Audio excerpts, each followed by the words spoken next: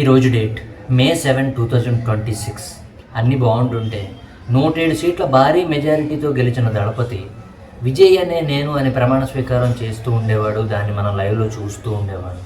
కానీ అదే 107 సీట్లు తన ప్రమాణ స్వీకారం చేయకుండా చేస్తున్నాయి. ఎస్, మీరు వింటున్నది నిజమే. గవర్నమెంట్ ఫామ్ చేయాలంటే 118 సీట్ల మ్యాజికల్ నెంబర్ కావాలి. బట్ విజయ్ దళపతి 107 సీట్లు కొట్టడంతో మిగతా సీట్స్ కోసం తను వేరే పార్టీలతో అలయన్స్ పెట్టుకోవాల్సిన సిచ్యువేషన్ వచ్చింది. అది మనందరికీ తెలుసు. సో విజయ్ దళపతి కాంగ్రెస్తో అలయన్స్ పెట్టుకున్నాడు. వాళ్ళు 5 సీట్లు అయితే ఇచ్చారు. ఆ 5 సీట్లు కలుపుకొని 112 సీట్లు అయ్యాయి. ఇంకా తన గవర్నమెంట్ ఫామ్ చేయడానికి 6 సీట్లు కావాల్సి ఉంటుంది. ఆ మ్యాజికల్ నెంబర్ 118 సీట్లు అవడానికి. సో మిగతా పార్టీల దగ్గరికి వెళ్ళి అలయన్స్ కోసం అడగగా మేము అసలు అలయన్స్ ఇవ్వము అని చెప్పి వాళ్ళు మొహం మీదే చెప్పేశారు. కాంగ్రెస్ పొత్తు పెట్టుకుంది కాబట్టి విజయ్ తోటి, సో మేము ఇవ్వమని చెప్పి అన్నాడీఎంకే పార్టీ వాళ్ళు అన్నారంట. అన్నాడీఎంకేకి సంబంధించిన పార్టీసే ఈ చిన్న పార్టీస్ కూడా. సో వాళ్ళు ఇవ్వనంటున్నారు ఆ రిమైనింగ్ సీట్స్. అలా అని విజయ్ స్టాలిన్ పార్టీతో పొత్తు పెట్టుకోలేడు. అలా అని వీళ్ళతో పొత్తు పెట్టుకోవడానికి వెళ్తేనేమో వాళ్ళు ఇవ్వట్లేదు.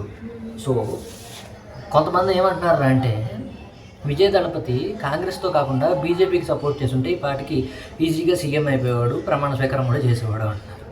మీరేమంటారు ఈ పాయింట్ మీద? కింద కామెంట్ సెక్షన్లో కామెంట్ చేయండి.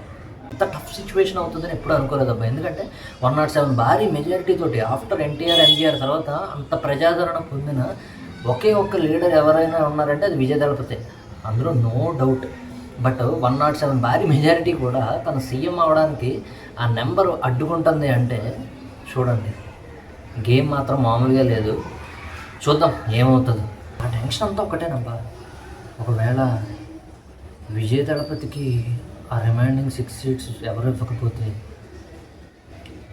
బద్ధశత్రువులుగా ఉంటున్న డిఎంకే అన్నాడీఎంకే పార్టీలు రెండు కలిసి గవర్నమెంట్ ఫామ్ చేస్తే ఇద్దరికి ఒక్కల మీద ఇంకొకరికి చంపేసుకోవాలన్నంత కోపం ఉన్నా సమస్య అంటూ వస్తే ఇద్దరు ఒక్కటైపోతారు.